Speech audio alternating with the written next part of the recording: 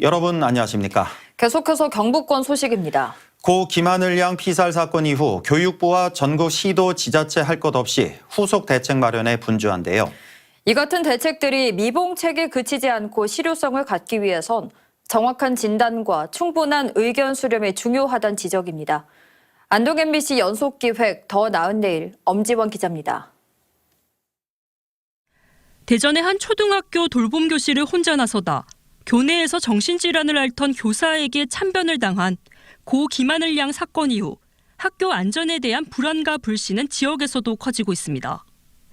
당장 새학기 아이를 돌봄 교실에 보내야 하는 워킹맘의 심경은 암담합니다. 학교에서 일어난 문제이기도 하고 그 전문 교육을 받았던 선생님이 그렇게 했다는 거에서 정말 너무 좀 아이를 학교에 또 믿고 맡길 수도 있을까? 지난주 경상북도와 경북교육청도 앞다퉈 안전관리 대책을 내놓고 있습니다. 늘봄 학교 안전대책과 학생 기각길 지원이 핵심입니다. 경북교육청은 늘봄 학교 참여 학생에 대한 출결 알림 실시간 시스템을 구축하고 학부모 동행 기가 원칙, 대리인 사전 지정제, 1교 1실 119 비상벨 설치 등을 내놨습니다.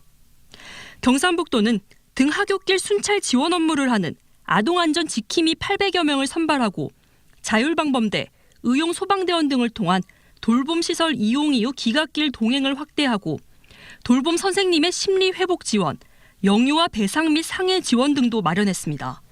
기존의 안전 종합 대책을 좀 더 보완할 계획으로 있습니다. 또 119 핫라인 구축도 다시 점검할 계획이고요. 안전 지킴이 같은 이러한 시스템도. 경상북도와 도교육청은 대책 마련 이후 학부모 어린이집 학계 등 교육 당사자들의 의견을 듣는 시간을 처음으로 가졌습니다. 현장에서는 책임 소재가 불분명한 자원봉사자 대신 전담 인력에게 학생 안전 업무를 맡겨야 된다는 지적과 함께 정작 사건이 일어난 학교 안 안전보다 학교 밖 대책에 치우쳤다는 얘기도 나옵니다.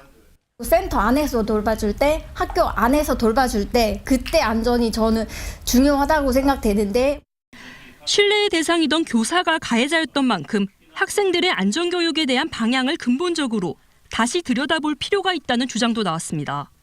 맛있는 거 준다해도 따라가지 마라. 이렇게 막 교육을 하고 영유아부터 이루어지는데 근데 교내에서 알고 있는 선생님이 이루어졌어요.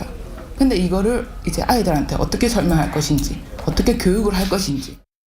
다만 교사들의 정신건강 관리 체계 도입은 신중해야 하고 학교와 교사, 학부모 등 각 돌봄 주체별 역할 분담과 신뢰 구축에 대한 진지한 고민이 필요하다는 의견도 나왔습니다. 기관에서 보내기도 부담스럽고요. 또 그러자고 저희가 이제 주말이나 아니면 야간에 운영을 하게 되면은 오히려 이것이 선생님들의 어떤 과업으로 작용이 되기 때문에 이런 부분에 대한 실질적인 지원들이 이 아이 돌봄 선생님이나에게 그 직접적인 스트레스라든지 업무와 관련해서 이렇게 영향을 미치는 학부모라든지 그 돌봄의 그 담당자들에 대한 거는 여기에 전혀 나와 있지 않아서 또 다른 비극을 막기 위해선 설익은 대책에 앞서 충분한 의견 수렴과 실효성 있는 대책 마련이 요구되고 있습니다. MBC 뉴스 엄지연입니다.